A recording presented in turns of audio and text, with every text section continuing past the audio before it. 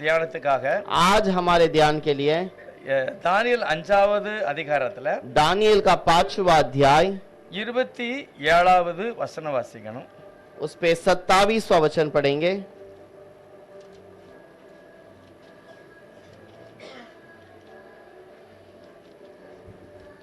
தெக்கேல் என்பதற்கு நீ தராசிலே நெருக்கப்பட்டு குறைய காணப்பட்டாய் என்றும். போதும். तक्केल अर्थात तू मनो तराजू में तोला गया और हल्का पाया गया है. अच्छा, இந்த இன்னைக்கு நம்ம செய்தியை பார்க்கும்போது आज का ये संदेश को अगर देखें, பெருமை ஒரு மனுஷனுடைய வாழ்க்கையை அழித்து விடுகிறது. घमंड जो है एक व्यक्ति के जीवन को नाश कर देता है. ஆண்டவர் தராசிலே ஒரு மனிதனை நிறுத்து பார்க்கிறார். और प्रभु एक व्यक्ति को तराजू पर तोल कर देखता है. எதனால நிற்கிறாரு? क्यों तोल कर देखता है? நிற்கிறதுக்கு காரணம் என்ன அப்படின்னா, और उसे तोलने का कारण क्या है? ஏதாவது நல்லது செய்யறதா அவளை விட்டுறலாம் அப்படின்னு தான். कोई तो भलाई काम किया होगा तो उसे छोड़ सकते हैं, கொஞ்சம் அவனுக்கு இரக்கம் செய்யலாம். उसके ऊपर थोड़ा दया किया जा सकता है. அதுல என்ன போட்டிருக்கு அப்படின்னா, நீ குறைய காணப்பட்டாய். उस पर लिखा है तुझे तोला गया और तू हल्का पाया गया. உனக்கு தயவு செய்ததுக்கு இடமே இல்ல. और तेरे ऊपर दया करने के लिए कोई जगह है ही ஆகவே नहीं. உன்னுடைய வாழ்க்கையில ஒரு முடிவு வருகிறது. और इसीलिए उसके जीवन में एक अंत आता है. உன்னுடைய அதிகாரத்தை வாங்கி இன்னொருவனுக்கு நான் கொடுக்கேன். तेरे अधिकार को लेकर मैं दूसरे के पास देता हूँ. அது அப்படியே நடந்துட்டு. और वो वैसा ही हो गया. இந்த இன்னைக்கு நம்ம தியானிக்கிற ஒவ்வொரு வார்த்தைகளையும் பார்த்தீங்கன்னா, आज हम ध्यान करने वाले जो भी चीजें हैं, தேவன் பெருமை உள்ளவர்களுக்கு எதிர்த்து நிற்கிறார். परमेश्वर जो क्रोधित है, जो घमंड से रहते हैं, उनके विरोध में खड़ा रहता பெருமை है. வந்து யாருக்கும் இருக்க கூடாது. घमंड किसी को नहीं होनी चाहिए. பெருமை எப்படி எல்லாம் வரும்? घमंड कैसे कैसे आता है? நிறைய பேருக்கு பெருமை வந்து அதிகமா வர்றது பணம், और बहुत लोगों को घमंड पैसे के ऊपर आता है இல்ல பதவி, या फिर अधिकार के ऊपर. இப்படி நிறைய காரியத்துல தான் பெருமை வருகிறது. ऐसे बहुत सारे चीजों पे घमंड आती है. பெருமை ஒரு மனுஷனுடைய வாழ்க்கை முற்றிலும் அழித்து விடும். घमंड एक व्यक्ति को परिपूर्णता से नाश कर देता है. முதல் வந்ததே லூசிபர் பெருமை. और पहला जो घमंड की बात आई वो लूसीफर के जीवन அந்த का வாழ்க்கை है. அப்படியே முற்றிலும் அழிக்கப்பட்டது. और उसके जीवन में वो परिपूर्णता से नाश हो गया. அவன் திரும்ப எழும்பதுக்கோ அவன் மன்னிக்கப்படுவதற்கு சான்ஸே இல்லாம போயிடுச்சு. उसके बाद दोबारा उठने के लिए या फिर वो माफ करने के लिए कोई मौका मिला ही नहीं. ஆகவே சபையில் வந்திருக்கிற ஒவ்வொருவரும் இப்படிப்பட்ட பெருமையிலிருந்து நாம் விடுவிக்கப்படணும். और इसीलिए कलीसिया में आए हुए हर एक व्यक्ति के लिए वो वहां पर वो जगह है ही नहीं. ஆகவே பெருமை நமக்கு கூடாது. और वो घमंड की बात हमारे जीवन में नहीं होनी चाहिए. தாழ்மை உள்ளவர்களை கர்த்தர் நோக்கி பார்க்கிறார். और जो नम्र दिल के हैं उनके जीवन में प्रभु उनकी ओर देखता है. ஆசீர்வாதத்தை கட்டளையிடுவார். और आशीष को प्रभु देखता है. யாரெல்லாம் பெருமையா இருக்காங்களோ அவங்க வளர முடியாது. और जो घमंड से रहते हैं वो अपने जीवन में बढ़ नहीं सकते. கர்த்தர் தாழ்மையை நமக்கு தருவாராக. प्रभु नम्रता को हमारे लिए देगा. ஜெபம் பண்ணலாம். हम प्रार्थना करेंगे. பரிசுத்தமான தெய்வமே நன்றி சொல்லுகிறோம். पवित्र प्रभु धन्यवाद. வானத்தில் உன்னதமான இடத்துல நீர் வீற்றிருந்தும், आकाश में ऊंचे स्थान पर आप रह के भी, சகல அதிகாரமுள்ள தேவனே, सारे अधिकार पाए हुए प्रभु, எங்கள் ஒவ்வொருவரையும் உன்னதத்தில் அழைத்து செல்லும்படியாக और हमें भी उस ऊंचे स्थान पर ले जाने के लिए தாழ்த்தி மனிதனாக இந்த உலகத்தில் இறங்கி வந்து आप अपने आप को नम्र कर कर हमारे सामने आए हैं. சிலுவையின் மரண பரியந்தம் தம்மை தாமே அவர் தாழ்த்தினார். क्रूस के मरण तक अपने आप को नम्र किया. ஆகவே பிதாவாகிய தெய்வம் அவரை எல்லாவற்றுக்கும் மேலாக உயர்த்தினார். और इसलिए पिता परमेश्वर ने उसे सारे चीजों में बढ़ाया है. நாங்களும் கூட அப்படிப்பட்ட தாழ்மையில் நடந்து கொள்ள உதவி और इसमें से ही हम भी अपने आप को नम्रता में चलाने के लिए मदद करें. வசனத்திலிருந்து अनेक காரியங்களை கற்றுக்கொள்ள உதவி செய்யும். हम पढ़ने वाले उस वचन के अंदर से बहुत सारी चीजों को सीखे. இயேசுவுடைய நாமத்தினால் பிதாவே, यीशु के नाम से मांगते हैं पिता. आमीन. आमीन. இந்த வார்த்தையில ஆண்டவர் தராசிலே நிறுத்தினார் என்று எழுதியிருக்கிறது. यहाँ पर लिखा गया है कि परमेश्वर ने उसे तराजू में तोला. ஆண்டவர் எல்லாவற்றையுமே திட்டமும் தெளிவுமாக வைத்திருக்கிறார். प्रभु सारे चीजों को ठीक से कहता है. நமக்கு தெரியுமா, காற்றுக்கு ஒரு எடை இருக்கு அப்படிங்கறத யோபு புத்தகத்தில் எழுதியிருக்கிறார்.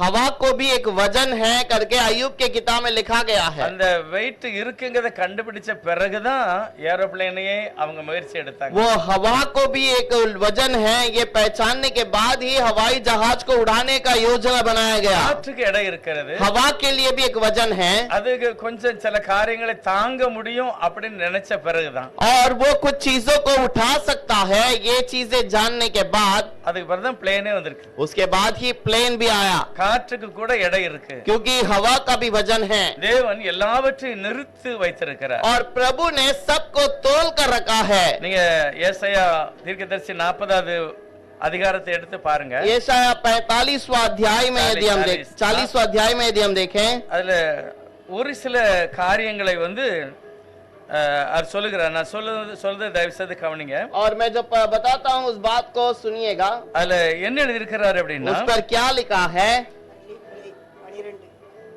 அவர் 13வது வசனம் 40ல 13वां वचन 40 के अंदर, கர்த்தருடைய ஆவியை அளவிட்டு அவருக்கு ஆலோசனைக்காரனாய் இருந்து அவருக்கு போதிக்கக்கூடியவர் ஒருவருமே கிடையாது. और किसने यहोवा की आत्मा के मार्ग से बताया या उसकी मंत्री होकर उसको आज्ञा सिखाया है? அவர் எல்லாவற்றையும் அதாவது நிர்ணயித்து குறித்து அளந்து வைத்திருக்கிறார். और वो सारे बातों को सम्मति से तोल कर उसे रखा है। 12வது வசனம் சொல்லுகிறது, 12 वचन में लिखा है, தமது கை அளவினாலே அவர் வானங்களை அளந்தார், ஜான் அளவாய் அளந்து பார்த்தார். और अपने हाथ के नाप से उसने पूरी पृथ्वी की चीजों को नापा। தண்ணீர் அவருடைய கரத்தில் இருக்கிறது, और हाथ उसके पानी उसके हाथों में है। மண்ணை எல்லாம் அளந்து வைத்திருக்கிறார். और मिट्टी को उसे नपुए में भरा है। பர்வதங்களை எல்லாம் நிறுத்து வைத்திருக்கிறார். और पहाड़ों को तराजू से उसने तोल कर रखा है। கர்த்தருடைய ஆவி எல்லாவற்றையும் ஆராய்ந்து வைத்திருக்கிறது. அவருக்கு யாரும் போதிக்க முடியாது. और वो प्रभु के लिए सब कुछ ज्ञान सीखा हुआ है, उसको कोई सिखाने की आवश्यकता नहीं। 15வது வசனம் வாசிக்கலாம். 15वां वचन में देखें, இதோ ஜாதிகள் ஏற்ற சாலில் தொங்கும் துளி போலவும் தராசிலே படியும் தூசி போலவும் எண்ணப்படுகிறார்கள். இதோ தீவுகளை ஒரு அணுவை போல தூக்குகிறார். देखो जातियां तो डोल में की एक बूंद के या पहाड़ों पर की धूल के तुल्य ठहरी। देखो वह द्वीपों की धूल की कणिकों के सरीखे उठाता है.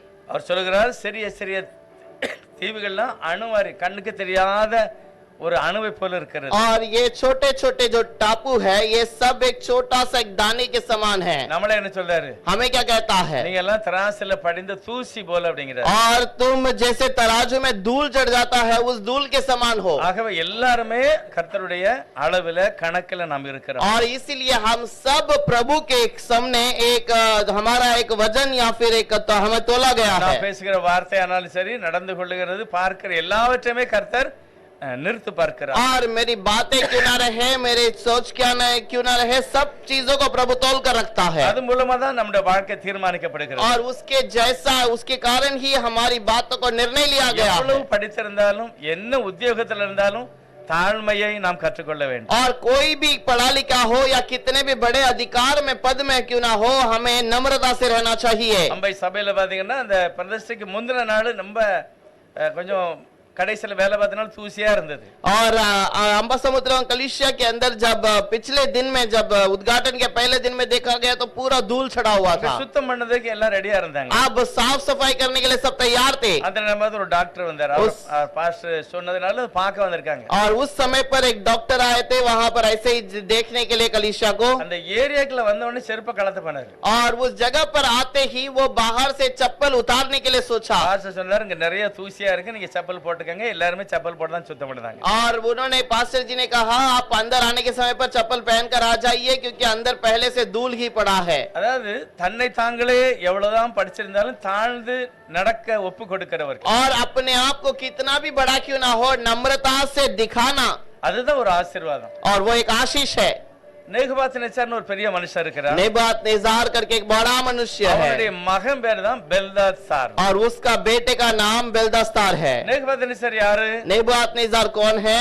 அவர் பெரிய ராஜா. वो एक बहुत बड़ा राजा है அவனை கர்த்தர் ஊழியக்காரன் கூட சொல்லியிருக்கிறார். और उसको प्रभु ने एक सेवक करके भी कहा है। அதாவது சாத்தான் செய்யக்கூடிய ஒரு சில வேலைகளை ஆண்டவர் இவன் கையில கொடுத்து நீ செய்ய அப்படிங்கிறார். और शैतान करने वाले कुछ काम को प्रभु ने इसके हाथ में देकर कहा कि तू उस काम को कर। கர்த்தருடைய பரிசுத்தமான சபை எருசலேம் தேவாலயம். और प्रभु का पवित्र भवन यरूशलेम का भवन, அந்த சபையை உடைப்பதற்கும் காலி பண்ணுவதற்கும் நேபுகாத்நேச்சாருக்கு ஆர்டர் கொடுக்கிறார். और उस कलीसिया को तोड़ने के लिए, उसको नाश करने के लिए नेबूकदनेस्सर को प्रभु ने आज्ञा दिया। எப்படி தேவனுடைய சபையை உடைப்பதற்கு அதிகாரம் கொடுக்கலாம்? ये कैसे प्रभु के भवन को तोड़ने का अधिकार प्रभु एक व्यक्ति को देता है? கர்த்தருடைய பிள்ளைகள் நடக்கையில அவருக்கு கொடுக்க வேண்டிய கனத்தை கொடுக்காததுனால அவங்களை இடத்தை காலி பண்ணதுக்காக வேண்டி அந்த மாதிரி செய்தார். प्रभु वो जो आदर प्रभु को मिलना चाहिए वो आदर नहीं मिला, इस कारण प्रभु ने उस कार्य को करवाया। அந்த சபை உடைக்கப்படுவதற்கு மெயின் காரணம், முக்கிய காரணம் ஓய்வு நாள் கடைபிடியாமல் போனது. और वो कलीसिया टूटने का पहला मुख्य कारण वहां पर जो विश्राम दिन का आराधना नहीं होता था। ஆகவே இந்த நேபுகாத்நேச்சார் தான் எல்லா சபையில உடைச்சது. और इसीलिए नेबूकदनेस्सर ने सारा कलीसिया तोड़ा அங்க உள்ள பரிசுத்தமான பாத்திரத்தை எல்லாமே அள்ளி அவன் அரண்மனையில கொண்டு வச்சுக்கிட்டான். और उसके जगह का सारे चीजों को लेकर उसने अपने महल पर रख लिया। அங்க இருந்த தங்கம் வெள்ளி பாத்திரம் எல்லாத்தையுமே கொண்டு போயிட்டான். और वहां पर सोना चांदी सब कुछ लूट लिया। ஆண்டவருடைய அனுமதியோட அவன் செய்துட்டான். प्रभु के अनुमति से उसने किया है। எல்லாம் கொண்டு ஒரு பெரிய வீட்ல ஒரு பொக்கிஷ சாலையில எல்லாம் அடைச்சு और सबको एक जो सामान जमा कर एक स्थान पर अपने जगह पर रख लिया। அவன் காலம் மரித்து போனான். उसका समय बीता, वो मर चुका। அவனுடைய ஸ்தானத்துல அவனுடைய பையன் பெல்தாத்சார் ராஜாவாயிட்டான். अब उसके स्थान पर उसका बेटा बेलदस्तार वहां पर आया। நேபுகாத்நேச்சார் செய்த வேலையும் அவன் மகன் செய்த வேலையும் கொஞ்சம் வித்தியாசம். नेबूकदनेस्सर करने वाला काम और उसका बेटा करने वाला काम में अंतर है। இப்ப 5வது அதிகாரம் தானியேல் 5वां अध्याय दानियल पर முதல் வசனம் வாசிப்போம். पहला वचन पढ़ेंगे। பெல்தாஸ்தார் என்னும் ராஜா தன் பிரபுக்களில் 1000 பேருக்கு ஒரு பெரிய விருந்து செய்து அந்த 1000 பேருக்கு முன்பாக திராட்சரசம் குடித்தான். பெல்தாத்சார் என்னும் ஒரு ராஜா बेलदस्तार एक नामक राजा था। பிரபுக்களில் वो अपने हजारों प्रधानों के लिए 1000 பேரோடு ஒரு பெரிய விருந்தை ஆயத்தம் பண்ணுகிறார். वो बड़ा सा बोझ तैयार किया ஒரு பெரிய விருந்து 1000 பேர் அதுல முக்கியமா அழைக்கப்பட்டிருக்கிறார். और 1000 लोग एक बहुत बड़ा भोजन तैयार किया है। இன்னும் அதுல கலந்து கொள்ளது யாரெல்லாம் அப்படின்னா और उसमें भाग लेने वाले कौन कौन हैं? 2வது வசனம் दूसरा वचन। பெல்தாஸ்தார் திராட்சரசத்தை ருசித்துக் கொண்டிருக்கையில் அவன் தன் தகப்பனாகிய நேபுகாத்நேச்சார் எருசலேம் தேவாலயத்திலிருந்து கொண்டு வந்த பொன் வெள்ளி பாத்திரங்களில் ராஜாவாகிய தானும் தன் பிரபுக்களும் தன் மனைவிகளும் தன் வைப்பாட்டிகளும் குடிக்கிறதற்காக அவைகளை கொண்டு வரும்படி கட்டளையிட்டான்.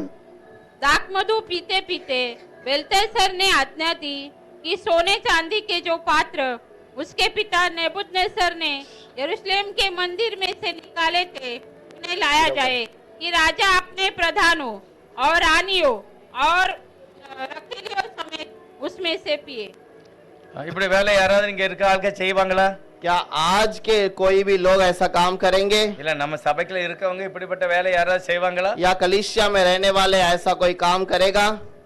ஆண்டவருடைய பாத்திரத்துல प्रभु के बर्तन में அவங்க இஷ்டப்படியே எடுத்து உபயோகப்படுத்துது. वो अपने मर्जी से उसका उपयोग करना யாரும் செய்ய மாட்டாங்க. कोई नहीं करेगा। ஆனா புதிய ஏற்பாடுல நம்மள தான் கர்த்தர் பாத்திரம் அப்படின்னு சொல்றாரு. लेकिन नए नियम में प्रभु कहता है तुम पवित्र बर्तन हो।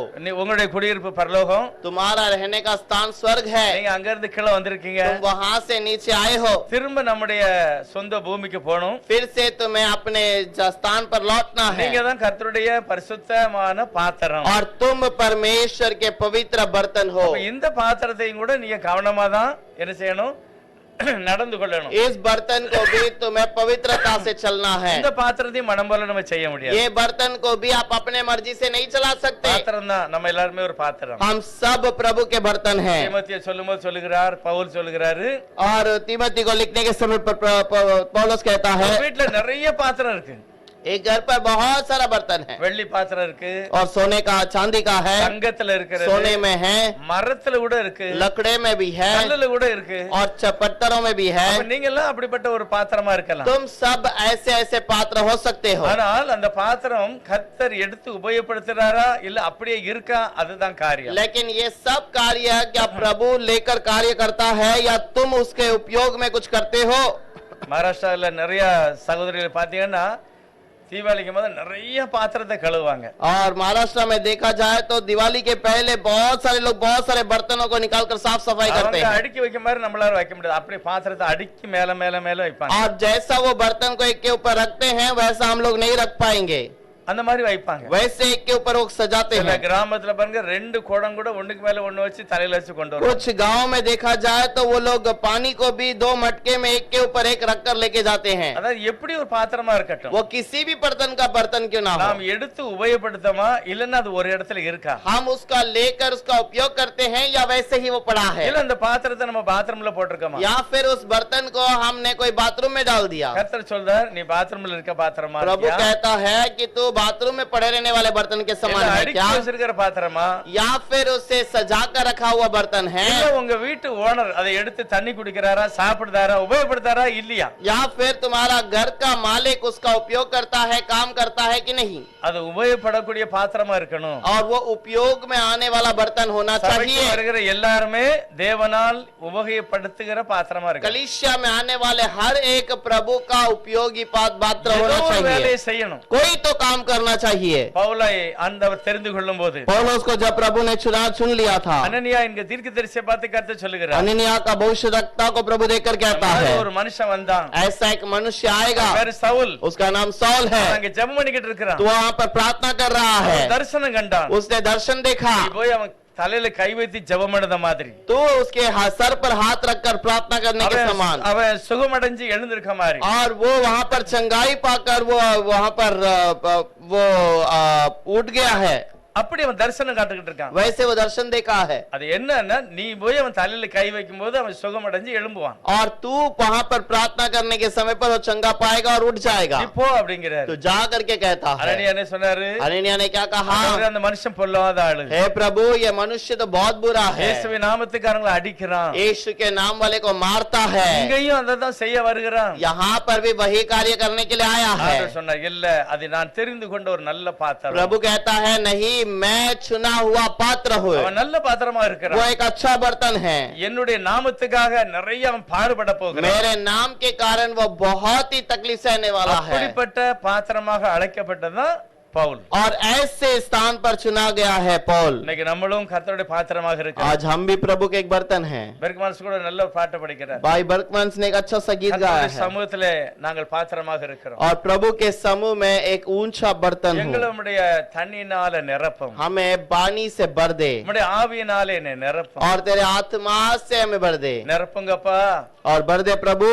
தாவீது சொல்றார், என் பாத்திரம் நிரம்பி வழிகிறது. और दाऊद कहता है मेरा पात्र भरपूर होकर उमड़ रहा है। நல்ல புரிங்கணும், நம்ம எல்லாம் பாத்திரமாக हम இருக்கிறோம். सबको समझना है, हम सब प्रभु के सामने एक बर्तन எருசலேம் है। தேவாலயத்தில் இப்படிப்பட்ட நிறைய பாத்திரங்கள் இருந்தது. यरूशलेम के भवन के अंदर ऐसे बहुत सारे पात्र थे, நேபுகாத்நேச்சார் இஸ்ரவேலுடைய பாவங்களின் நிமித்தம் பாத்திரத்தை அள்ளி அவனுடைய அரண்மனையில் और வைத்திருக்கிறார். ये यरूशलेम के कारण उसने सारे बर्तन को निकाल कर अपने भवन में सुरक्षा में एक स्थान में அவனுடைய रखा। பையன் பெல்தாசார் उसका बेटा बेलदासार, அவன் பார்ட்டி பண்ணதுக்கு और वो वहां पर उस भोजन के लिए தன்னுடைய பெருமையை காண்பித்து अपने घमंड की बातों को दिखाने के लिए 1000 பேருக்கு பெரிய விருந்து, हजारों लोगों को भोजन का तैयार किया நிறைய है, மனைவிமார், और बहुत सारी पत्नियां, நிறைய சேர்த்து கொண்ட பெண்கள், और दूसरे इकट्ठे की गई स्त्रियां, இப்படிப்பட்ட ஜனங்களோட பார்ட்டி பண்ணதுக்கு கர்த்தருடைய பரிசுத்த பாத்திரத்தை எடுத்து உபயோகப்படுத்துகிறார். और ऐसे कामों के लिए पवित्र बर्तन को लेकर उसने उपयोग किया। அப்படி அவன் செய்யும் போதுதான் और जब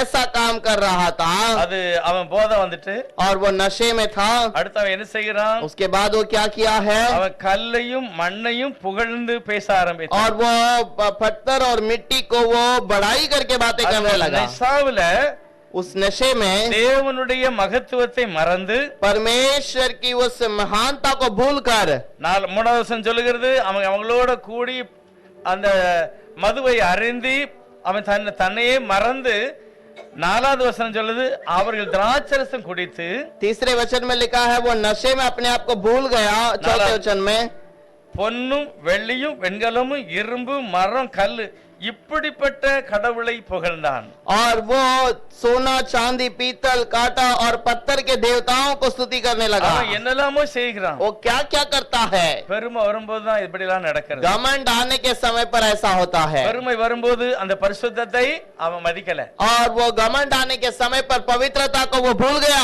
எல்லாத்தையும் விட தன்னை மகிமைப்படுத்துகிறான் और सबसे बढ़कर अपने आप की महिमा की। அப்பொழுதுதான் ஒரு கை விரல் அந்த செவர்ல வந்து எழுதுகிறது और तब एक उंगली आकर उस दीवार पर कुछ लिखता है அந்த செவரை பற்றி சொல்லுது நல்லா அது சாந்து பூசப்பட்ட செவர் और वो अच्छा सा वहां पर बनाया गया दीवार है ஒரு எழுத்து சும்மா இங்க்ல எழுதின மாதிரி எழுதல और वो जो उंगली आकर वहां पर लिखती है वो अक्षर जो है कोई सीहा से नहीं लिखा है। கிரைண்டிங் மிஷின் எழுந்து பாருங்க ஓட்ட போட்டு அப்படி எழுதி இருக்கிறது जैसा ग्राइंडिंग मशीन से अगर काट कर लिखा जाता है वैसे अक्षरों से लिखा गया தேவன் அந்த அந்த செவரை அழுத்தி பதியும்படி ஒரு எழுத்தை எழுதிட்டார் और वैसे प्रभु उस अक्षर को वहां पर छापने जैसा लिखा அது நல்லா பதிஞ்சு எழுதி இருக்கிறது और उस पत्थर को गाड़ कर वो लिखा गया है எழுத்த பார்த்த உடனே और जैसे उस अक्षर को देखा 5வது அதிகாரம் 6வது வசனம் और 5वां अध्याय 6 वचन के अंदर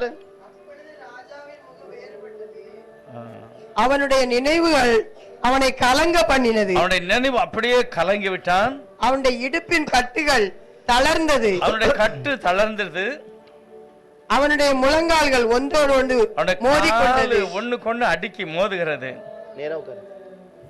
उसे देखकर राजा भयभीत हो गया और वह मन ही मन घबरा गया और उसकी कमर के जोड़ ढीले पड़ गए और कांपते कांपते उसके घुटने एक दूसरे से टकराने எப்படி लगे। ஆடி இருக்க கால் ஒன்னோட ஒண்ணு அடிக்கிறது, और जैसा पैर उसका एक दूसरे के साथ कांपने लगा கிடுகிடுன்னு ஆடுகிட்டான்.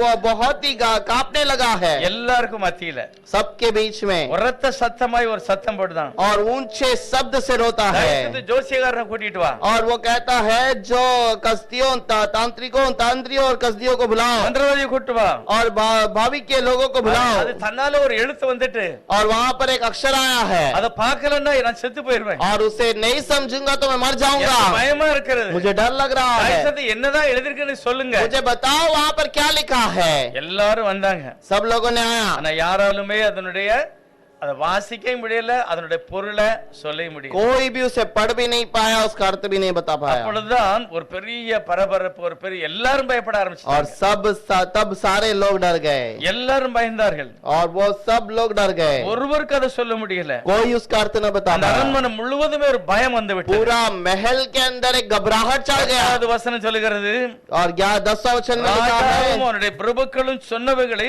ராஜாத்தி கேள்விப்படுகிறாள். राजा और प्रधानों के वचन को सुनकर रानी ने इस बातों को सुना। அப்ப ராணி எங்க இல்ல, अब रानी कहां पर नहीं है, அந்த பார்ட்டில இல்ல, उस भवन के उस बोझ में नहीं அவருடைய थी, மனைவி அங்க இல்ல, उसकी पत्नी नहीं அவ थी, எங்க தூரமா ஒரு அரண்மனையில அவர் வீட்டுக்குள்ள वो உட்கார்ந்து.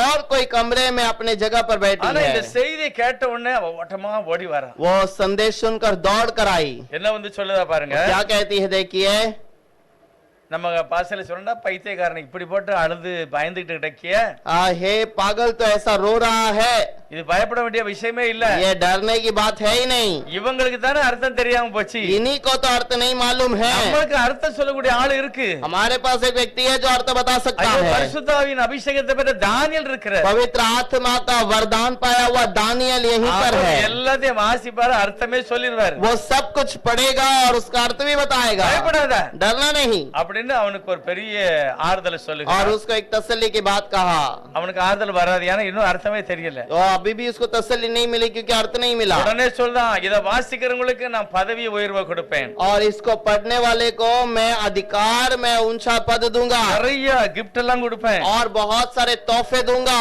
என்னுடைய ஸ்தானத்துல 3வது ஸ்தானத்துல உட்கார்ந்துருவான். मेरे स्थान पर तीसरे स्थान पर वो बैठा रहेगा। யாராலும் பரவாயில்ல, சொன்னா போதும். कोई भी क्यों ना हो, सिर्फ कहे तो काफी है। அப்பதான் தானியேலுக்கு அழைப்பு வருகிறது. और तब दानियल को बुलाव पुकार தானியேல் आता அங்க है। இருந்து வருகிறார். दानियल वहां से आता है। அவருக்கு என்ன சொல்றாங்க, उसको क्या कहता है? அவன் போய் கொண்டு நிப்பாட்டியாச்சு. वो आकर वहां पर उसे खड़ा कर दिया। பெல்தாசார் சொல்றான், बेलदासर कहता है, எங்க அப்பா காலத்துல நீ ஒரு பெரிய ஆளா இருந்தன்னு கேள்விப்பட்டேன். मैंने सुना है कि ते मेरे पिता के समय पर बहुत बड़ा व्यक्ति था। உனக்குள்ள பரிசுத்தாவின் அபிஷேகம் இருப்பது கேள்விப்பட்டேன். तेरे अंदर पवित्र आत्मा है, ये मैं जानता सुना है। எல்லாவற்றையும் வாசிக்கையும் அர்த்தம் சொல்லுவின் திறமை உள்ளவன் என்று நான் तो கேள்விப்பட்டேன். सारे चीजों में पढ़ने में और उसका अर्थ बताने में तू महान है। இதை வாசித்து அர்த்தம் சொன்னால் உனக்கு நிறைய தங்கத்தினால நான் உனக்கு ஆரம் போடுவேன். और इसे पढ़कर अर्थ बताएगा तो मैं इसके बहुत सारे बातों के लिए तेरे को सोने का हार चढ़ाऊंगा முக்கியமான ஸ்தானத்துல உன்னை உட்கார வச்சிருவேன். और तुझे ऊंचे स्थान पर बिठाऊंगा। தானியேல் உடனே சொல்றாரு, दानियल ने कहा, அட முட்டா பயல, अरे हे पागल, உன்னுடைய கிஃப்ட் உன்னை இதெல்லாம் எவனுக்காவது கொண்டு கொடு. और तेरा तोहफा, तेरा जो भी चीज मुझे देना है वो किसी और को जाके உன் बांट। பதவி எனக்கு வேண்டாம். तेरा पद भी मुझे नहीं அந்த चाहिए। அர்த்தம்லாம் எனக்கு தெரியும். उसका अर्थ मुझे पता है। ஆனா அர்த்தம் சொல்லும்போது என் பிரசங்கத்தை நீ கேட்கணும். और अर्थ बताने के पहले मेरा प्रचार को तू सुन ले। முதலாவது என் செய்தியை கேளு, पहले मेरे संदेश को सुन, அதுக்கு பிறகுதான் நான் வாசிப்பேன். उसके बाद ही मैं उसे पढ़कर अर्थ बताऊंगा। அவ்வளவு நெருக்கப்படுகிற அந்த நேரத்துல और ऐसे तकलीफ के समय पर தேவ அபிஷேகம் பெற்ற தானியேல் வந்து சொல்லுகிறான், और परमेश्वर का अभिषेक पाया हुआ दानियल कहता है, முதலாவது என் பிரசங்கத்தை கேளு. पहले मेरे संदेश को सुन। வாசிப்போம் அந்த 17வது வசனம். 17वां वचन पढ़ेंगे। அப்பொழுது தானியேல் அப்பொழுது தானியேல் ராஜ சமூகத்தில் ராஜ பிரதிஷ்டமாக சமூகத்தில் பிரதித்தரமாக, உம்முடைய வெகுமானங்கள் உம்மிடத்திலேயே இருக்கட்டும், உம்முடைய வெகுமானம் உம்மிடத்திலே இருக்கட்டும், உம்முடைய பரிசுகளை வேறொருவனுக்கு கொடும். உம்முடைய பரிசுகளை வேறு ஒருவனுக்கு கொடும். இந்த எழுத்தை நான் ராஜாவுக்கு வாசித்து இதை எழுத்த நான் கண்டிப்பா வாசித்து இதன் அர்த்தத்தை தெரிவிப்பேன். அர்த்தத்தை தெரிவிப்பேன். दानियल ने राजा से कहा, अपने दान अपने ही पास रख और जो बदला तू देना चाहता है वह दूसरों को दे। वह लिखी हुई बातें मैं राजा को पढ़ सुनाऊंगा और उसका अर्थ भी तुझे बताओ समझा। இப்ப தானியேல் தீர்க்கதரிசி அபிஷேகத்தோட வந்து சொல்லுகிறார். दानियल भविष्यवक्ता अभिषेक के साथ कहता है। நீங்க முதலாவது தானியேல் தீர்க்கதரிசி 2வது அதிகாரத்துல 48வது வசனத்துல அங்க ஒரு காரியம் நடக்குது. 2வது அதிகாரம் दानियल का दूसरा अध्याय का 48वां वचन में एक बात को कहा गया என்ன है। சொல்லலாம் பாருங்க. वहां पर क्या कहता है देखिए। தானியேலை பெரியவனாக்கி அவனுக்கு அநேக சிறந்த வெகுமதிகளை கொடுத்து அவனை பாபிலோன் மாகாணம் முழுவதும் அதிபதியாகவும் பாபிலோனில் உள்ள சகல ஞானிகளின் மேலும் பிரதான அதிகாரியாகவும் நியமித்தான். 8 जब राजा ने दानियल का पद बड़ा किया और उसको बहुत से बड़े-बड़े दान दिए और यह आज्ञा दी कि वह बेबीलोन के सारे प्रांतों पर हाकिम और बेबीलोन के सब पंडितों पर मुख्य प्रधान बने। இங்கேயும் ஒரு gift கொடுக்காங்க. यहाँ पर भी इसको एक तोहफा दिया गया। ஆனா இதை வாங்கிக்கிட்டார். इसे उसने ले लिया। எதனால? क्यों?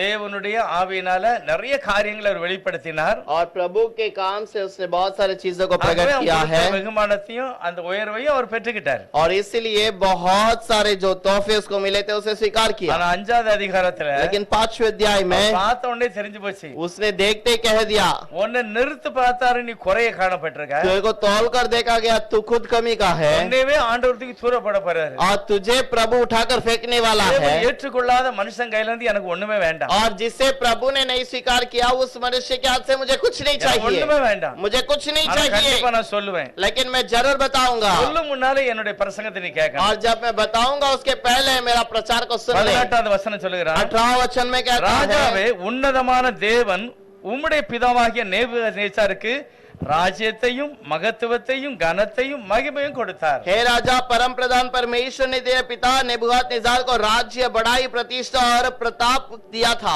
என்ன சொல்றாரு? என்ன எப்படி விளங்குது? उस पे क्या समझ आता है? இந்த வசனம் யாருக்கெல்லாம் விளங்குது? इस वचन में क्या समझ आता है? தானியேல் என்ன சொல்ற தெரியுமா? दानियल क्या कहता है? அப்பா நேபுகத்நேச்சார் இருக்காருல்ல, तेरा पिता जो नेबुकदनेस्सर है அவருக்கு उसके लिए உன்னதமான தேவன் और जो वो परम प्रधान परमेश्वर है ராஜ்யத்தை கொடுத்தாரு, उसको राज्य दिया, மகத்துவத்தை கொடுத்தாரு, प्रतिष्ठा की கனத்தை கொடுத்தாரு, और प्रताप बनाया மகிமையும் கொடுத்தாரு. और महिमा भी किया। யாருக்கு? तेरे किसके लिए? உங்க அப்பாவுக்கு. तुम्हारे पिता के लिए। அதனால உங்க அப்பா என்ன செய்தாருன்னா, तेरे पिता ने क्या किया? அவருக்கு கொடுக்கப்பட்ட மகத்துவத்தினாலே और उसको दिया गया उस प्रतिष्ठा के कारण ஆண்டவர் அவருக்கு கொடுத்த அதிகாரம், और प्रभु ने उसको दिया गया अधिकार சகல ஜனங்களும் ஜோசியக்காரரும் பாசைக்காரரும் அவருக்கு முன்பாக நடுங்கி பயந்தார்கள். और सारे जाति जाति के देश के लोग और पंडित सब उसको बहुत डरते थे, कांपते थे, ஏன்னா கர்த்தர் அவருக்கு அதிகாரம் क्योंकि கொடுத்திருக்கிறார். प्रभु ने वो अधिकार तुम्हारे पिता को दिया था। உன்னுடைய அப்பாவுக்கு தான் நேபுகத்நேச்சார். तेरे पिता नेबूखदनेस्सर को दिया गया அதனால था, உன்னுடைய ராஜ்யத்தில் இருக்கிற எல்லாருமே நடுங்கி பயந்தார்கள். लेकिन इस राज्य के लिए सबको वो डरने लगा ஆனா அவர் யார வைக்கணுமோ யார வைக்க கூடாதோ அவர் இஷ்டப்படி செய்வார். और वो उसकी मर्जी है, जिसको रखना चाहता है रखेगा, जिसको नहीं रखना चाहता है नहीं रखेगा, தகப்பனார் யார கொல்லணுமோ கொன்றுவார், और उसका पिता जिसको मारना चाहता है मार யார डालेगा, உயர்த்தணுமோ உயர்த்துவார். जिसको बढ़ाना है बढ़ाएगा, காரணம் தேவன் அவருக்கு அந்த அதிகாரத்தை क्योंकि கொடுத்தார். प्रभु ने वो अधिकार उसे दिया है। ஆனா ஒரு நாள் உன்னுடைய தகப்பனாருடைய இருதயம் மேட்டிமையானது, लेकिन एक दिन तेरा पिता की बातें घमंड में आ गई, அவன் பெருமைப்பட்டான். वो बहुत घमंड करने लगा அதிகாரத்தை கொடுத்த ஆண்டவரை மகிமைப்படுத்தாமல் और इतना महान कार्य करने वाले प्रभु को उसने बढ़ाई न की। எல்லாமே நம்ம செய்தோம் வாச்சிக்கிட்டு அது வாய்ப்பா இருக்கு, அதனால என்ன செய்தானே அப்படின்னு நினைக்க ஆரம்பிச்சிட்டான். सब कुछ हमने किया, सफल हुआ, तो हम कुछ भी करेंगे तो कोई बात नहीं। அவன் இருதயம் என்ன சொல்லுதான்? उसका मन क्या किया? நான் என்ன நினைக்கணும் அதான் நடக்கு, मैं जो कहूंगा वही होगा, அப்ப நான் எதையுமே செய்யலாம். और तब मैं कुछ भी कर सकता हूँ। பணம் இருக்கு, பொருள் இருக்கு, அறிவு எல்லாமே இருந்தது. धन दौलत पैसे सब कुछ है, அப்படி இருந்ததுனால और वैसे रहने के कारण தகப்பனுடைய இருதயம் மேட்டிமையானது, और मेरा पिता की बातें जो है वो घमंड से बढ़ गया, ஆவி கௌரவம் கொண்டது. और उसका पिता तेरे पिता के मन में बहुत गौरव आया। உடனே தேவன் அவனை அவன் ஸ்தானத்திலிருந்து அகற்றி போட்டார். तेरे पिता को उसके स्थान से प्रभु ने दूर कर दिया, சும்மா மட்டும் தள்ளல. ऐसे ही नहीं दूर किया। உங்க அப்பா மனுஷனாகவே இல்ல, तेरा पिता ना ही मनुष्य था, மிருகத்தை போல மாறப்பட்டார். एक जानवर के समान बदल गया ஆட்டு கழுவுற படுத்திருந்தார். और एक जंगली गधों के साथ पड़ा रहा। எதுக்கு தெரியுமா? क्यों पता है? உன்னதமான தேவன் மனுஷனுடைய ராஜ்யத்திலே ஆளுகை செய்யும்படி அவனுக்கு கொடுத்த அதிகாரத்தை அவன் மதியாததுனாலதான். क्योंकि प्रभु ने जो अधिकार दिया है उसका आदर उसने नहीं किया, इसीलिए அவன் மதிக்கவே இல்லை. उसका कोई अधिकार न उसका आदर न किया, அவன் தேவனுடைய அந்த சித்தத்தை உணரவில்லை. प्रभु की मर्जी को नहीं समझा, ஆகவே மாடு மாறி உங்க அப்பா புல் மேய்ஞ்சான், और इसलिए बैल के समान तेरा காட்டுல पिता போய் நனைஞ்சான். और वो जंगल में रहने लगा। இதெல்லாம் உனக்கு தெரியுமா தெரியாது? ये सारी बातें तू जानता है कि नहीं? 22 வாசிக்கலாம். 22 वचन को पढ़िए। குமாரனாகிய பெல்தாசார் அவருடைய என்னும் குமாரனாகிய பெல்தாசார் என்னும் நீரோ வென்றால் ஆ. இதையெல்லாம் இது அறிந்திருந்தும் எல்லாம் உனக்கு நல்லா தெரியும். உமது இருதயத்தை தாழ்த்தாமல் இது எல்லாமே உனக்கு தெரியும். हिंदी में तो भी हे बेलतेशर, तू जो उसका पुत्र है और यह सब कुछ जानता था, तो भी तेरा मन नम्र न हुआ। என்ன சொல்றாரு? यहाँ पर क्या कहता இது है? எல்லாம் உனக்கு தெரியும் இல்ல?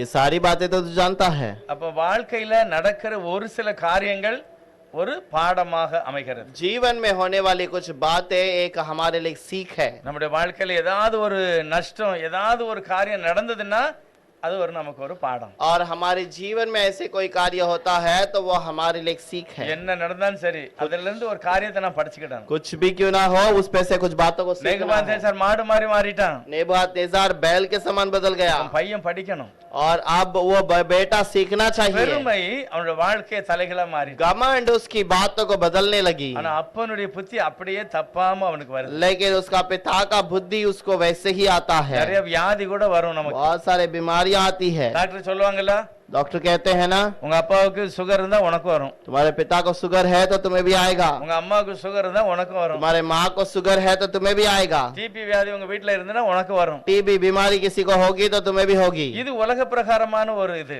ये दुनिया की रीति पे एक बात ஆனா है, இயேசுநாதருக்கு உள்ள வந்த பிறகு लेकिन यीशु के अंदर आने के அந்த बाद சாபமும் வராது, வியாதியும் வராது, சூழ்நிலை கர்த்தர் மாற்றுவார். ना ही श्राप आएगा ना ही कोई बीमारी आएगी, इस परिस्थिति को प्रभु ஆனா बदलेगा। வரலன்னா அது அப்படிதான் இருக்கும். अगर नहीं आया तो प्रभु के अंदर नहीं है तो वो वैसा ही रहेगा। சிலர்லாம் பாருங்க புருஷனுக்கு கீழ்ப்படிய மாட்டாங்க. कुछ लोग अपने पति का बात नहीं मानते ஏன்னா அவங்க அம்மையே போல அவங்க இருப்பாங்க. क्योंकि वो अपने माँ के समान ही रहेंगे, அது எதனாலன்னா அது அப்படிதான் இருப்பாங்க. क्योंकि वो वैसा ही रहेंगे। ஆனா ஆண்டவருக்குள்ள வந்துட்டாங்கன்னா சூழ்நிலை மாறிடும். लेकिन प्रभु के अंदर आने के बाद परिस्थिति बदल जाती है, இல்லன்னா கண்டிப்பா மாறாது. नहीं तो नहीं बदलेगी। அது வம்பு பண்ணிக்கிட்டே தான் இருக்கும். वो वहाँ पर कुछ ना कुछ गड़बड़ करता சில பிள்ளைகளை रहेगा। பாருங்க கீழ்ப்படிய மாட்டாங்க. कुछ बच्चे वहाँ पर आज्ञा नहीं मानते சின்ன பிள்ளையில அவங்க சொன்னதை Dress போட்டாங்க, சின்னதை சொன்னதை சாப்பிட்டாங்க. और वो बचपन में अपने माता पिता ने जो कहा उस कार्य को किया है, அந்த வாலிபத்துல செய்யலையே அப்படி. और जवानी में ऐसा नहीं किया। யார் அப்படி தப்பா அவனுக்கு சொல்லி கொடுத்தது? कौन इसे ऐसे गलत बातों को सिखाया है? அவங்களுக்குள்ள இருந்ததெல்லாம் அப்படியே வந்திருக்கு. और उसके पिता के पास जो भी था वैसे ही हुआ அந்த है, குணம் பூரா வந்துட்டு वो गुण आ गया है। இதெல்லாம் இருந்தா அழிந்து போவாங்கன்னு சொல்வதற்காகத்தான் और ये सब रहेगा तो नाश हो जाएगा, इसी कारण ஆண்டவர் சபையை வச்சிருக்காரு. प्रभु ने कलीसिया को रखा है। நம்ம சபை हमारा कलीसिया, சர்ச்சுனா என்ன அர்த்தம்? कलीसिया का मतलब क्या है? ஆண்டவர் இங்க என்ன உட்கார்ந்து இங்க தான் தூங்குவாரா? क्या प्रभु यहीं पर रहकर यहीं पर सो जाएगा? இல்ல ஆண்டவர் இங்க தான் உட்கார்ந்தே இருப்பாரா? क्या यहीं पर प्रभु रह जाएगा? சபை அதெல்லாம் இல்ல. कलीसिया ये नहीं। தேவன் கைகளினால் கட்டப்பட்ட ஆலயத்தில் வாசமாய் இரார். प्रभु हाथ से बनाया हुआ भवन में नहीं रहता, அப்ப எதுக்கு சபைக்கு வரணும்? फिर क्यों कलीसिया में आना? சபையில வந்து நான் என்னை திருத்திக் கொள்வதற்கு, कलीसिया में आकर मुझे अपने आप को सुधारना है। தேவனுடைய சித்தத்தை செய்வதற்கு தான் நம்ம சபைக்கு வரோம். प्रभु की मर्जी को करने के लिए ही मैं कलीसिया में आता சபை हूँ। தேவ பிரசன்னம் இறங்குகிற இடம். परमेश्वर का प्रशंसा उतरने वाला स्थान தேவனுடைய कलीसिया பிள்ளைகள் है। ஒருமனப்படும் போது கர்த்தர் இறங்குவார். और जब प्रभु के बच्चे एक मन होते हैं तो उसकी आत्मा उतरती அவர் है, இங்கே உட்கார போறதில்ல. वो यहीं पर नहीं रहेगा। ஆவியானவர் வந்து நம்ம பாடும்போது வசனம் தியானிக்கும் போது கர்த்தர் பேசுவார். और जब हम आराधना करते हैं तो हमारे बीच में रहकर वो अपने वचनों से बातें करता है। சூழ்நிலைகளை நாம் மாற்றி அமைப்பதற்கு நான் திருந்துவதற்கு ஒரு இடம் தான். हम अपने परिस्थिति को बदलने के लिए प्रभु ऐसे कार्य करता நல்ல है। வேலை இல்ல, अच्छा काम नहीं, வியாதி, बीमारी है, எல்லாம் தெய்வ சமூகத்துல வந்து ஒரு மனதோடு நம்ம ஜெபம் பண்ணும்போது கர்த்தர் சூழ்நிலையை மாற்றி. और ये सब चीजें जब प्रभु के समूह में आके करते हैं तो हमारे लिए वो एक मन से वो कार्य मिलता கண்டிப்பா है। மாற்றுவாரு, மாற்றணும். जरूर बदलेगा और बदलता रहेगा। ஆனா முதல் சபையில சாலமோன் அப்படிதான் ஜெபம் பண்ணாரு. क्योंकि पहले कलीसिया के अंदर सोलोमन ने ऐसे कहा, ஆண்டவரே உம்முடைய கண் இங்கே இருக்கணும். हे प्रभु तेरा आंख यहीं पर होना चाहिए। ஒருவேளை நாங்க யாராவது சேட்டை பண்ணி நாங்க வெளியே எங்கேயாவது எங்களை துஷ்மன் பிடிச்சிட்டு போயிட்டாங்கன்னா, यदि यहाँ पर कोई गड़बड़ करके हमें कोई शत्रु लेकर जाता है நாங்க அங்க இருந்து ஜெபம் பண்ணுவோம். தயவு செய்து ஜெபத்தை கேட்டீங்களா वापस இங்க எடுத்து கொண்டு और हम दोबारा प्रार्थना करेंगे तो आप दोबारा वहां से लेकर हमें देश में लेकर आके छोड़िए। அப்படி நடந்திருக்கிறது. वैसा हुआ है। இப்போ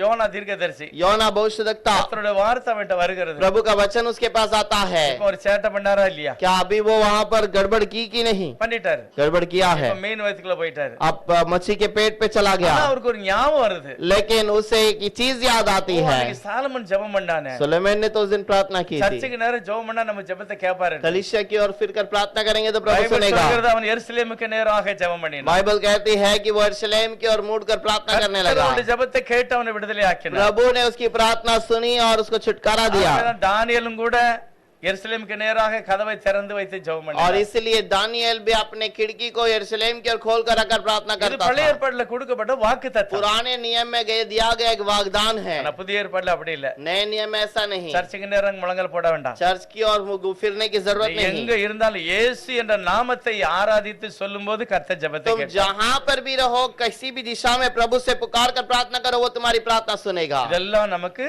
தெரியணும். ये सब हमें पता होना அதுக்கு चाहिए। தான் சபை. और इसीलिए कलीसिया சபை है। எதுக்கு? और कलीसिया किस लिए வசனத்தை है? வாசித்து நல்லவனாய் மாறுவது. वचन को पढ़कर अच्छे में बनने के लिए। சபையில போன பிறகு குடிகாரனா மாறக்கூடாது. कलीसिया में जाने के बाद दारू पीने वाले पियकर नहीं होनी चाहिए। குடிச்சிருந்தாலும் வந்த பிறகு மாறணும். उसके पहले पिए रहेंगे तो भी कलीसिया में आने के बाद छोड़ना எல்லா चाहिए। பழக்க வழக்கமே சபைக்கு வந்தா மாறணும். कलीसिया में आने के बाद सारी बुरा कार्य छुटना चाहिए। தானியேல் சொல்றாரு, और दानियल कहता है, வீட்டுக்குள்ள என்னெல்லாம் நடந்துன்னு உனக்கு தெரியுமில்ல? और तुम्हारे घर पर जो जो बातें हुआ तो सब कुछ जानता है। உன்னுடைய அப்பா என்ன வம்பு பண்ணாரு தெரியுமில்ல? तेरे पिता ने क्या क्या गड़बड़ किया है। மாடு மாதிரி மாறிட்டான். और वो बैल के समान बदल गया। रोटी சாப்பிடல, புல்லு சாப்பிட்டான். वो रोटी नहीं खाता था, घास खाता था। எல்லாம் தெரிஞ்சிருந்தோம். ये सारी बातें तो जानने के बावजूद, எவ்வளவு துணிவு இருந்தா தேவனுடைய பரிசுத்த பாத்திரத்தை நீ அசுத்தப்படுத்த. और कितना घमंड है तो तू प्रभु के पवित्र बर्तन को अशुद्ध करता है। அவர் சொல்கிறார் 23வது அதிகாரத்துல, और वो 23वें वचन में कहता है, பரலோகத்தின் ஆண்டவருக்கு விரோதமாக நீ உம்மை உயர்த்தினாய். स्वर्गीय परमेश्वर के समूह में तूने अपने आप की बढ़ाई की। அவருடைய ஆலயத்தினுடைய பரிசுத்தமான பாத்திரத்தை கொண்டு வந்து நீ மட்டும் இல்ல, உன் வைப்பாட்டி உன்னுடைய மனைவிமார் எல்லாரும் அதுல திராட்சரசம் குடித்தார்கள். परमेश्वर के पवित्र बर्तन में केवल तू नहीं, तेरी पत्नियां और तेरी जो रखेली है सब लोगों ने पिया है। கடுமையான வார்த்தைப்படுது. एक बहुत बुरा शब्द से उसे चिल्लाता நம்முடைய है। கையிலே உம்முடைய சுவாசத்தை வைத்திருக்கிறார் பாரு, அவருக்கு விரோதமா நீ பேச. और जिसके हाथ में तेरा श्वास रखा हुआ है उसके विरोध में तूने बातें की। மூச்சு அவர் கையில தான் இருக்கு. तेरा प्राण उसकी उसी के हाथ में है। அவருக்கு அவரையே நீ எதிர்த்துட்ட. उसी के विरोध में तूने कार्य किया। ஆகவே காணாமலும் பேசாமல் இருக்கிற விக்கிரகத்தை நீ புகழ்ந்தாய். और इसलिए जो देखता नहीं, जो दिखता नहीं और जो बोलता नहीं उस मूर्ति के बारे में तारीफ कर रहा था। இந்த மாதிரி உன்னை நிறுத்து பார்த்திருக்கிறார். और इसी कारण प्रभु ने तुझे तोल कर देखा அது है। தயவு கிடைக்குமான்னு பார்த்திருக்காரு. थोड़ा कुछ दया मिल सकता है करके देखा। ஒண்ணுமே இல்ல, உன் வாழ்க்கையில ஒண்ணுமே இல்ல. तेरे जीवन में कोई भलाई नहीं। தேவன் உனக்கு சப்போர்ட் பண்ணதுக்கு ஒரு சான்ஸ் கூட இல்ல. प्रभु तुझे मदद करने के लिए कोई बात नहीं बनी। என்னைக்கு உன் சீட்டு கிளிய போகுது. आज तेरा राज्य तुझसे निकाला जाएगा। நாளைக்கு உன் மூக்குல ரெண்டே பஞ்சு வைக்க போறாங்க. और कल तेरे नाक में कापूस लगाया जाएगा। அவனுக்கே என்ன அவனுக்கு ஒண்ணும் புரியல. उसको समझ में नहीं आया। ஆனா எல்லாம் பாதையெல்லாம் தெளிஞ்சிட்டு. और जब नशा सब उतर गया, இத பேசிக்கிட்டு இருக்கும்போதே और जब ये बातें कर ही रहा था, எவ்வளவு ஆள் இருக்கு கம்சகம்? वहां पर कितने लोग हैं? எவ்வளவு ஆள் இருக்கு? कितने लोग हैं? பிரதானிகள் மட்டும் 1000 பேர் இருக்கான்.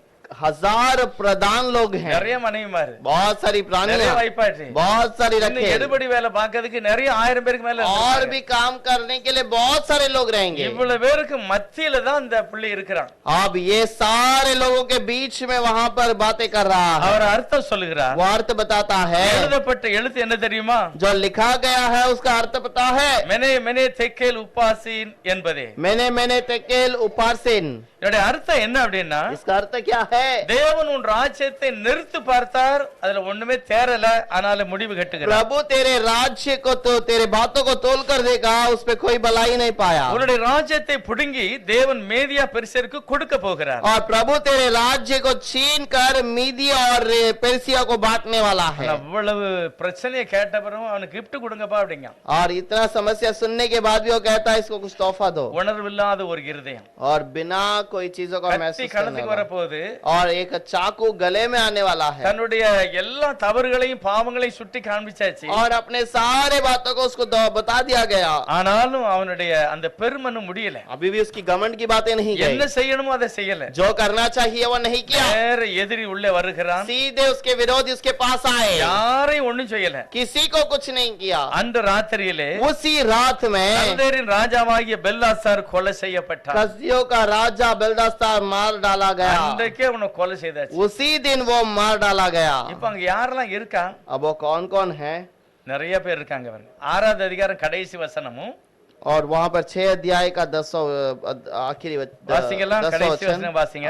6 अध्याय का आखिरी वचन। தரியுவின் ராஜபார காலத்திலும் பெர்சியனாகிய கோரேசுடைய ராஜபார காலத்திலும் தானியேலின் காரியம் ஜெயமாயிருந்தது. தானியேல் அங்க காப்பாற்றப்பட்டார். दानियल वहां पर बचाया இப்ப गया। கிரேட் அவனுக்கு கூடுது. वहां पर उसका पद बढ़ाया गया। தானியேல் முதல் அதிகாரத்துல பாருங்க கடைசி வசனம். दानियल का पहला अध्याय का आखिरी वचन। கோரேஸ் ராஜபாரம் பண்ணும் முதலாம் வருஷம் மட்டும் தானியேல் அங்கே இருந்தான். இப்போ ஒரு முக்கியமான ஒரு காரியத்தை நம்ம பார்க்க போறோம். यहाँ पर एक मुख्य बात को हम देखने वाले हैं। கோரேஸ் ராஜா காலத்துல அவனுடைய வாழ்க்கை ஜெயமாக இருந்தது, ஆசீர்வாதமா இருந்தது. और वहां पर जो गुस्त्रु करके जो राजा था उसके समय पर वो भलाई हुआ। साइरस इंग्लिश अच्छा, அந்த ராஜா பாருங்க, அவன் வரும்போது இவனுக்கு நல்ல கிரேட் கிடைச்சிட்டு தானியேலுக்கு। और वो राजा आने के समय पर दानियल को वहां पर पद मिलाया गया। கோரேஸ்க்கு முந்தி யார் இருக்கா? और कोरेस के पहले कौन है? கொலை செய்யப்பட்ட பெல்தாசார்। और वो मार डाला गया बेलदास्तार। दानियल அரண்மனைக்குள்ள நுழையும் போது யார் ராஜாவா இருந்தா? लेकिन राजा राज्य महल में राजा प्रवेश करने दानियल प्रवेश करने के समय पर कौन राजा था? नेबूखदनेस्सर। இப்ப யார் எத்தனை கை மாறினாலும் அங்க தானியேல் நல்லதா இருக்கிறார்। अब कितने भी लोग भी बदल जाए, राज्य बदल जाए, लेकिन दानियल की जीवन सुख शांति से है। காரணம் ஒரே ஒரு காரியம், क्योंकि एक ही कारण है, அவனுக்கும் கர்த்தருக்கும் உள்ள ஒரு தொடர்பு தான்। उसका और प्रभु का रिश्ता। அவனுடைய எப்பவும் அவனுடைய ஜெப வாழ்க்கையில ஒரு பரிசுத்தமும் நீதியும் இருக்கிறது. उसके जीवन में पवित्रता और धार्मिकता है। சூழ்நிலை மாறும் போதில்ல எல்லா நேரமும் அவனுடைய ஜெபம் சரியாக இருந்தது. सारा परिस्थिति में उसका शांति से वो रहा है। சிலர் பிரச்சனை வந்தாதான் ஜெபம் பண்ணுவாங்க. बहुत सारे लोग समस्या आते हैं तो प्रार्थना करते हैं। பிரச்சனை வந்தா ரொம்ப ஜெபம் பண்ணுவாங்க. बहुत सारे लोग समस्या आने पर प्रार्थना दानियल करते அப்படி இல்ல. हैं, लेकिन दानियल वैसा எல்லா नहीं। சூழ்நிலையிலையும் सारी परिस्थिति பிரச்சனை में இல்லாம இருக்கும்போதும் ஜெபம் தான், பிரச்சனை வரும்போதும் ஜெபம் தான். समस्या नहीं था तभी भी प्रार्थना, जब समस्या है तभी भी प्रार्थना। அங்க என்ன நடந்தாலும் சரி தானியேலுடைய காரியம் ஜெயமாக இருந்தது. वहाँ पर कुछ भी क्यों ना हो, दानियल का जीवन सुख और शांति से रहा है। கோரேஸ் ராஜா தான் लाइक अभी இந்த அரண்மனைக்குள்ள நுழையுதுனா. अब ये क्रुस्त्रु राजा जो है उस राज्य के अंदर प्रवेश करता है। வாசிக்க வேண்டாம், நீங்க வேண்டாம் எழுதி வச்சுக்கலாம். आप उस बातों को लिख कर रख सकते हैं।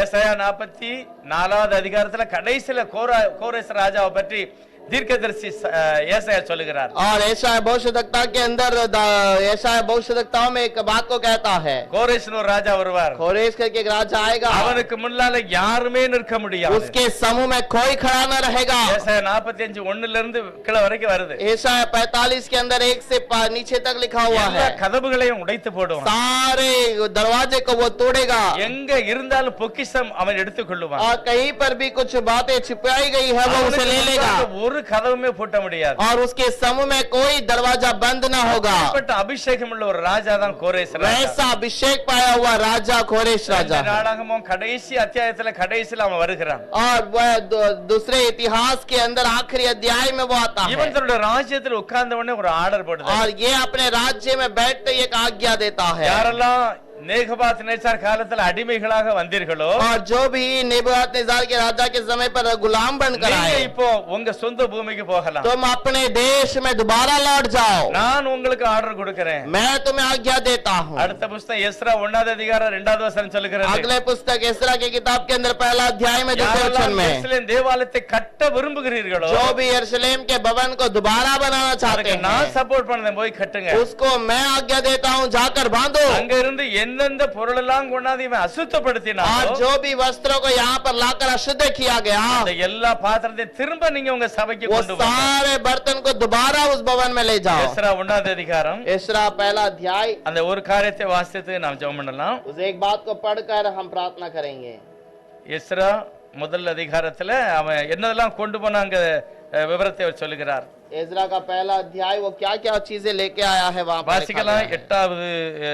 7வது வசனத்திலிருந்து 7वां वचन से पढ़ेंगे पहले अध्याय के अंदर।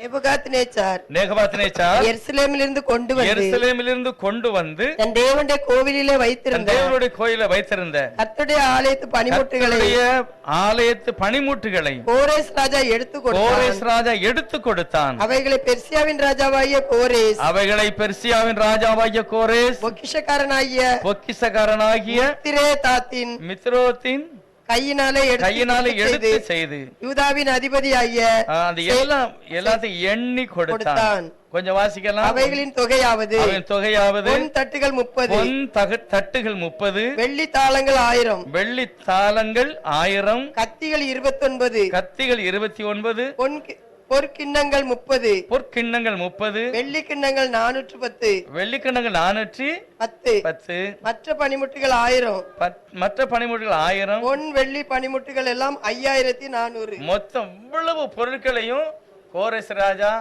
எடுத்து வாபஸ் பண்ணுதான். தேவன் எவ்வளவு அற்புதமான ஒரு காரியத்தை செய்கிறார்.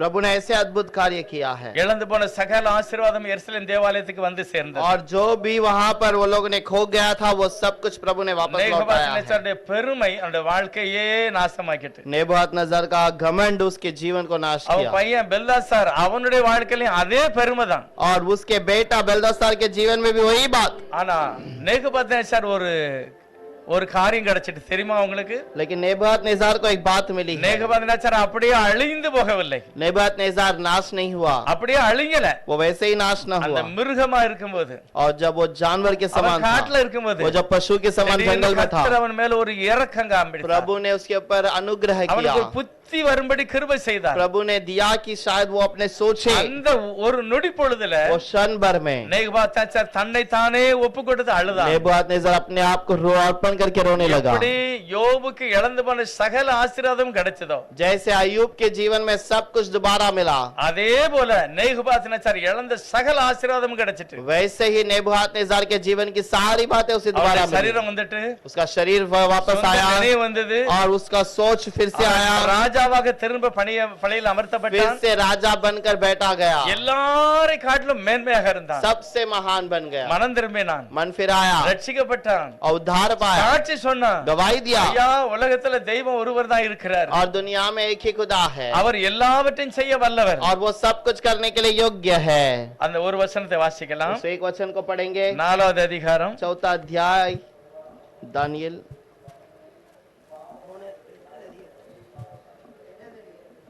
4வது அதிகாரத்துல 4 अध्याय के अंदर 2வது 3வது வசனம். दूसरा और तीसरा वचन। உன்னதமான தேவன் உன்னதமான தேவன் என்னிடத்தில் செய்த அடையாளங்களையும் என்னிடத்தில் செய்த அடையாளங்களையும் அற்புதங்களையும் பிரசித்தப்படுத்துவது எனக்கு நன்மையாய் கண்டது. அவருடைய அடையாளங்கள் எவ்வளவு மகத்துவமும் அவருடைய அடையாளங்கள் எவ்வளவு மகத்துவமும் அவருடைய அற்புதங்கள் எவ்வளவு வல்லமையுமா அவருடைய இருக்கிறது. அற்புதங்கள் எவ்வளவு வல்லமையா இருக்கிறது. அவருடைய ராஜ்யம் நித்திய ராஜ்யம், அவருடைய ராஜ்யம் நித்திய அவருடைய ராஜ்யம். ஆளுகை தலைமுறை தலைமுறையாய் நிற்கும். இன்னொரு வசனம் கூட வாசிக்கலாம், கடைசி வசனம். मुझे ये अच्छा लगा। सिस्टर लास्ट वचन पढ़ो 37. ஆகையால் நேபுகாத்நேசராகிய நான் ஆ. பரலோகத்தின் ராஜாவை புகழ்ந்து உயர்த்தி மகிமைப்படுத்துகிறேன். அவருடைய கிரியைகள் எல்லாம் சத்தியமும் அவருடைய வழிகள் நியாயமானவைகள். அகந்தையாய் நடக்கிறவர்களை தாழ்த்த அவராலே ஆகும் என்று எழுதினார். 37. अब मैं नबूकदनेस्सर राजा के राजा को सहराता हूँ और उसकी स्तुति और महिमा करता हूँ, क्योंकि उसके सब काम सच्चे और उसके सब व्यवहार न्याय के हैं, और जो लोग घमंड से चलते हैं उन्हें वह नीचा कर सकता है। ஒரு சின்ன சான்ஸ் தான் கிடைச்சது அவனுக்கு. उसको एक ही मौका मिला, எல்லாம் இழந்துட்டான். सब कुछ खो दिया, வீட்டை விட்டு வெளியே வந்தாச்சு, घर से बाहर आ गया காட்டுல போய் படுத்திருக்கான், और वो जंगल में सोया है மேய்ஞ்சான், और घास चरा, எல்லாம் மகிமை போயிடுது. सारी महिमा चली ஆனா गई। ஒரு நொடி பொழுது தேவன் அவனுக்கு ஒரு இரக்கம் செய்தார். लेकिन एक क्षण भर में प्रभु ने उसको अनुग्रह அந்த किया நேரத்துல சொன்னான், எனக்கு புத்தி வந்துட்டு, और उस समय पर कहता है நான் मुझे बुद्धि பரலோகத்தின் आया, தேவனை ஸ்தோத்தரித்தேன். मैं स्वर्ग के परमेश्वर को धन्यवाद அவருக்கு किया, முன்பாக யார் தன்னை பெருமைப்பட்டாலும் வாழ முடியாது. और उसके समूह में कोई घमंड करता है तो नहीं होगा, ஆகவே என்னை தாழ்த்தினேன், इसलिए नम्र करता हूं। கர்த்தர் உயர்த்தினார். प्रभु ने मुझे बढ़ाया है, எல்லாத்துக்கும் தெரியணும் அப்படிங்கறது 4வது அதிகாரம் அவருடைய சாட்சி. ये सारे लोगों को पता होना चाहिए, इसलिए 4 अध्याय में उसकी गवाही है। மகிமையான ஆசீர்வாதத்தை பெற்றுக்கொண்டார். महिमा की आशीष को पाया है, தேவ சமூகத்திலே தன்னை தாழ்த்துகிற எவனையும் கர்த்தர் और உயர்த்துகிறார். प्रभु के समूह में जो भी नम्र करता है उसे प्रभु आदर करता தாழ்மை है, உள்ளவர்களை கர்த்தர் நோக்கி और பார்க்கிறார். जो नम्र है प्रभु उसकी ओर देखता அப்படிப்பட்ட है। மகிமையான ஆசீர்வாதத்தை கர்த்தர் நமக்கு தருவார். वैसे महिमा की आशीष को प्रभु हमारे लिए देगा। எல்லாரும் கலை மூடி ஜெபம் हम பண்ணுவோம். सब आंखों को बंद करके प्रार्थना இயேசுவை நோக்கி करें, பார்க்கலாம். यीशु की ओर देखें, இந்த ஜெப ஆராதனையில கலந்து கொள்கிற ஒவ்வொருவருக்கும் और इस प्रार्थना में भाग लेने वाले हर एक என்னை ஆசீர்வதிப்பதற்கு, मुझे आशीष करने நான் के लिए, சுகத்தோடு வாழ்வதற்கு मैं चंगाई से रहने के நமக்கு लिए, கொடுக்கப்பட்ட சந்தர்ப்பத்துல இது ஒரு சந்தர்ப்பம். और मुझे जो मौका दिया गया उस पे से ये एक இந்த मौका ஆராதனை है। நமக்கு அப்படிப்பட்ட ஒரு ஆசீர்வாதம். और ये आशीष, ये आराधना एक हमारे लिए एक आशीष का है। இப்படிப்பட்ட சூழ்நிலையில ऐसे एक परिस्थिति में நாம் நம்மை தாழ்த்தினால் அது ஆசீர்வாதம். अपने आप को नम्र करेंगे तो आशीष ஆண்டவரே, होगी। நான் இப்படி செய்துட்டேன், प्रभु मैंने ऐसा किया, நேபுகாத்நேச்சர் சொன்னா நான் என்னெல்லாமோ செய்துட்டேன், नेबूकदनेस्सर ने कहा मैंने कुछ कुछ कर அந்த दिया நொடியில है, என் வாழ்க்கையில எல்லாவற்றையும் இழந்து விட்டேன். और वो सारी बातों को मैं अपने जीवन में खो ஆனா दिया। கர்த்தரோ எனக்கு திரும்ப हे தந்தார். प्रभु तूने उसे वापस लौटाया ஆனா है। பெல்தாசாருக்கு அந்த சான்ஸே கிடைக்கல. बेलदासार को वो मौका नहीं அந்த मिला, ராத்திரியிலே அவன் கொலை उस செய்யப்பட்டான். रात में वो वहां पर नाश किया அவனுடைய गया, வாழ்க்கை அழிந்து போய்விட்டது. उसकी जो जीवन नाश हो गई। ஆனா புதிய ஏற்பாடுல இருக்கிற ஒவ்வொரு ஜனத்துக்கும் கர்த்தர் இரக்கம் பாராட்டுகிறார். नए नियम में हर एक के पर अनुग्रह करने वाले, அவருடைய வசனம் வாசிக்கப்படுகிற இடத்துல, वचन पढ़ने वाले स्थान ஜெபம் पर, பண்ணுகிற இடத்துல, प्रार्थना करने வேதம் वाले स्थान வாசிக்கும் போது पर, कलाम पढ़ने में கர்த்தர் பேசுகிறார். प्रभु आप बातें என்னை कीजिए, நான் புதுப்பித்துக் கொள்ள முடியும், मैं अपने आप को पवित्र நான் करूं, ஆசீர்வாதமாக இருக்க முடியும். मैं आशीषित बनाऊं। கர்த்தர் அப்படிப்பட்ட மகிமையான காரியத்தை நமக்கு தந்திருக்கிறார். प्रभु ऐसे महिमा के எல்லா कार्य को ஆண்டவரை நோக்கி दीजिएगा, பார்க்கலாம். और प्रभु को और सब देखें। நேபுகாத்நேச்சரை போல नेबूकदनेस्सर की அவரை ओर தாழ்த்தும் பொழுது இழந்த சகல ஆசீர்வாதம் திரும்ப வருகிறது. नम्रता से देखने के समय पर सारा आशीष दोबारा मिलेगा। எல்லாரும் ஜெபம் பண்ணுவோம். सब प्रार्थना करें। நல்லவரே நன்றி சொல்கிறோம். अच्छे प्रभु धन्यवाद, இந்த காலை வேளைக்காய் நன்றி. इस सुबह के समय के लिए இந்த வார்த்தைகளை धन्यवाद। வாசித்து தியானித்தோம். वचन को पढ़कर ध्यान किया। அப்போஸ்தலனாகிய பவுல் 1 கொரிந்தியர் 10:9 சொல்கிறார், प्रेरित पौलुस 10:1 में कहता இவைகள் है, எல்லாம் வருகிற சந்ததிக்கு எச்சரிப்பு உண்டாகும்படி ये எழுதப்பட்டிருக்கிறது. सारी बातें आने वाले पीढ़ी को चेतावनी के लिए लिखी गई। உயிரோடு இருக்கிற நமக்கு அது எச்சரிப்பாய் இருக்கிறது. हमारे लिए जो जीवित हैं वो हमारे लिए चेतावनी ஆனால் बने। நீங்கள் அதை ஏற்றுக்கொண்டால் நீங்கள் புதுப்பிக்கப்படுவீர்கள். हम अगर स्वीकार किए हैं तो वो हम नए में बदले இழந்து जाएंगे। போனதை ரட்சிக்கவும் திரும்ப கொடுப்பதுக்குமே தேவன் இறங்கி வருகிறார். पुरानी चीजों को, खोए हुए चीजों को दोबारा लौटने के लिए प्रभु आया। கர்த்தர் அப்படி ஒவ்வொருவருக்கும் அப்படிப்பட்ட ஆசீர்வாதத்தினால் கொடுங்க. वैसे आशीष हर एक को दीजिएगा। வந்திருக்கிற ஒவ்வொருவரையும் அப்படி ஆசீர்வதிங்க தகப்பனே. आए हुए हर एक को वैसे आशीष कीजिए, புதுப்பிக்கப்படணும், नए में बदले, சுகத்தோட வாழணும், चंगाई से रहे, சமாதானத்தோட வாழணும். समाधान से रहे। தாழ்மை பெரிய காரியங்களை செய்கிறது. नम्रता बड़े कार्य को करता கர்த்தர் है। அப்படிப்பட்ட அதிசயமான காரியங்களை प्रभु செய்யுங்க. ऐसे महान कार्य இயேசு कीजिए। கிறிஸ்துவின் நாமத்தினால் பிதாவே. यीशु के नाम से मांगते हैं पिता। ஆமென். ஆமென். நம்ம எல்லாரும் எழுந்து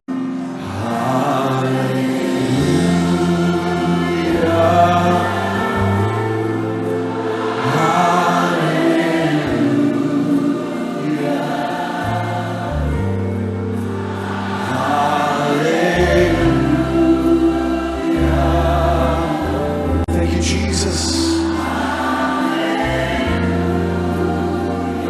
Hallelujah. Hallelujah.